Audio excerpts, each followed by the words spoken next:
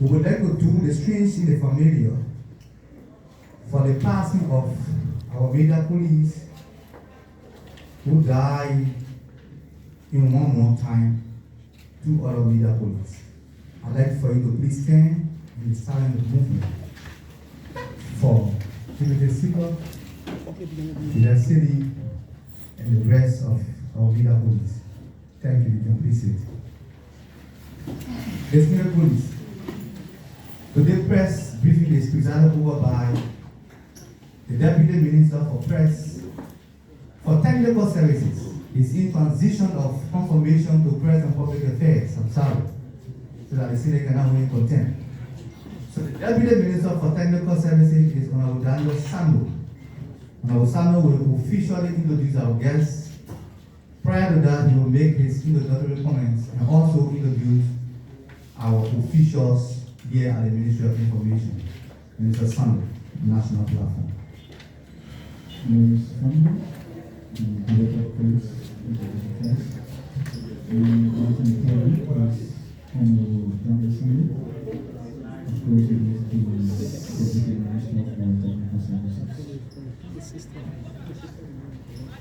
Good morning.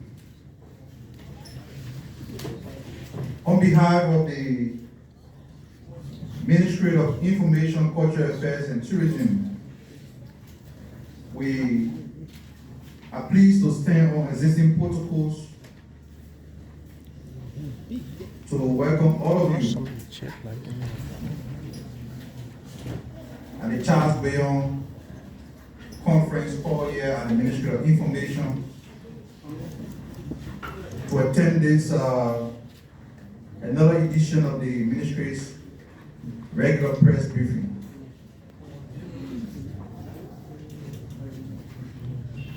We have as our guest today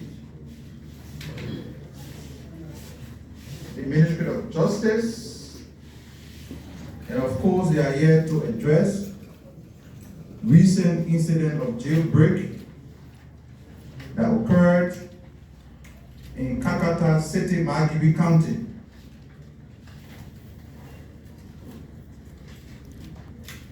We also have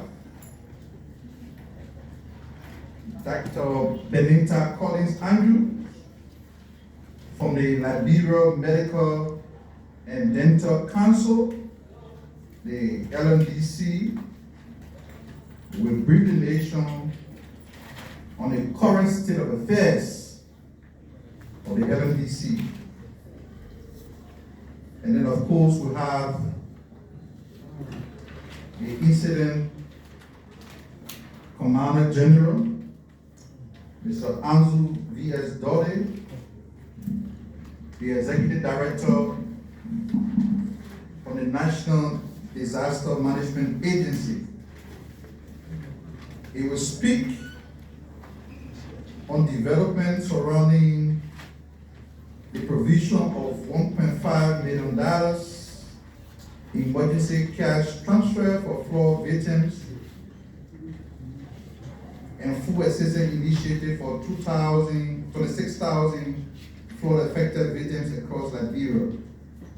Of course, Mr. Dole is accompanied by some of the beneficiaries of that program. Before we invite our distinguished speakers to the platform, I'd like to recognize the conspicuous presence of the acting Minister of Information, Mr. Johnny Tapa.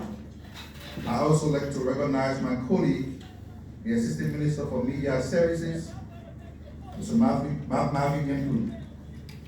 Before we invite our speaker to the stage, we like to make the following remarks on behalf of the government of Liberia.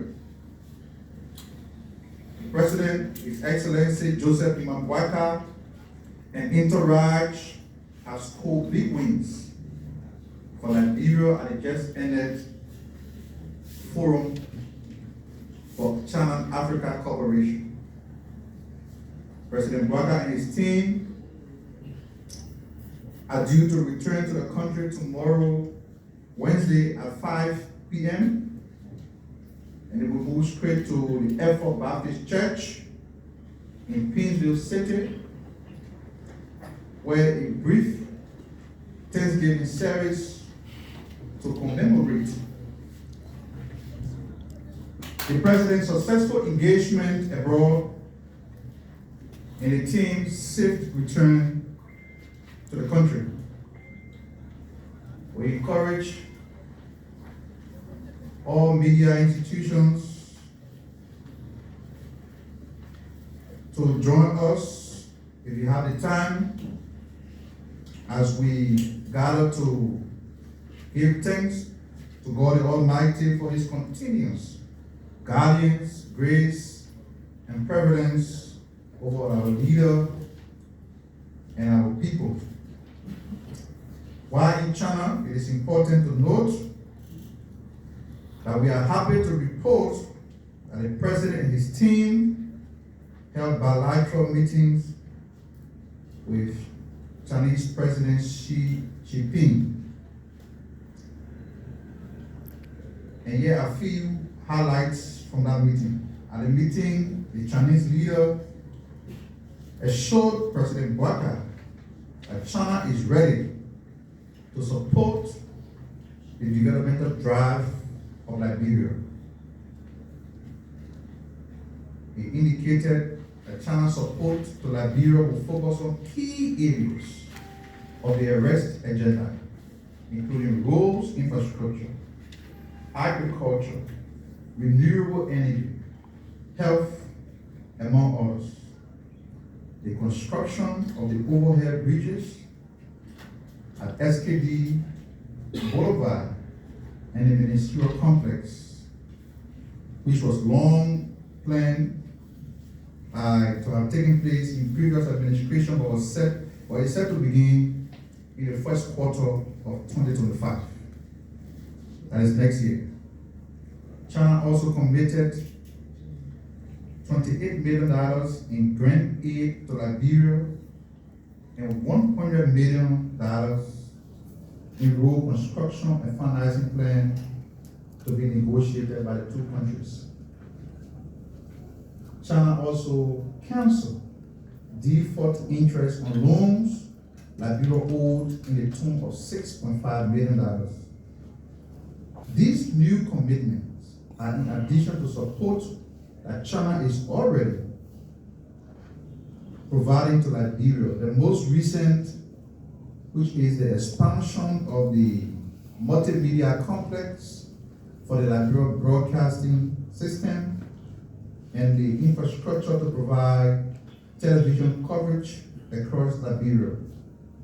While also in China, the government, represented by and through the Ministry of Information, Cultural Affairs and Tourism, signed a memorandum of understanding with a multi-million-dollar company, real estate developer, for the construction of hotels, housing estates, and amusement parks. The proposed construction projects are intended to boost Liberia's tourism industry. The development of tourism is an important pillar of the arrest agenda. These proposed projects are planned to be constructed along the southern coast of Monrovia and will possibly cover about 60 acres of land. The projects, we'd like to emphasize, are expected to create about 200 new jobs with a total investment portfolio of about $20 million. Countless new tourism sector jobs opportunities will be created when these projects are completed. The general plan is to construct an international community along the coast of Monrovia to contribute to the city beauty and make Liberia an even more attractive place for people traveling the world to enjoy themselves.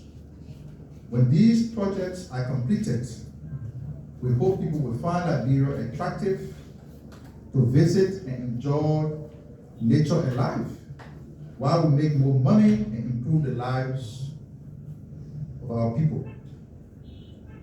This is the mandate we have as a government, and we will do everything we can to achieve that. While also in China, the delegation had the opportunity to market Liberia as an attractive destination for investment from China. The team held investment forums in Shenzhen City. The city is believed to be the third most populated Chinese city behind Shanghai and Beijing, and is considered the technology capital of China. We expect investors from China very soon to follow up on these commitments and to visit Liberia to explore the opportunities that they were exposed to by the team that visited China. The government of Liberia reiterates that a recast budget is a realistic estimation of the government capacity to generate the revenue required to finance the program of the government for the remainder of the fiscal year. It's been reported by some media entities, for reasons best known to themselves, that the government has lost sight of its agenda, and that, as one of the people termed it, that the rescue agenda has been hijacked. These publications are troubling. They are troubling not because we have an environment that encourages free speech. They are troubling because they send out distorted messages. When the president and his team are making able representation for the country on the international stage, and then back home there are media reports that the government has lost sight of the agenda. In fact, the rescue mission agenda has been hijacked.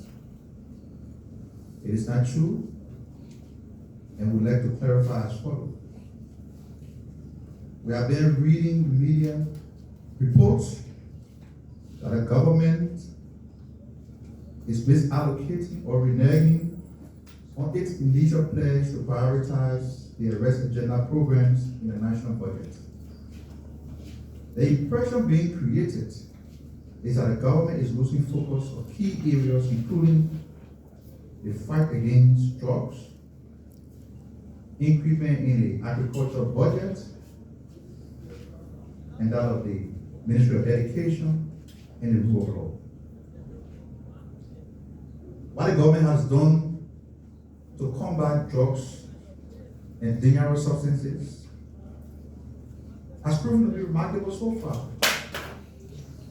Every day you listen to the radio, you read the very media, newspapers, social media posting. You see how the DEA, even with the limited capacity it has, is uncovering huge consignment of illegal substances that have been illegally brought into the country. The DEA is cracking down on ghettos across the city. So these are initial steps that prove the commitment of the government. And nothing can change that. We intend to maintain that course, and it will be reflected in the allocation within the recast budget.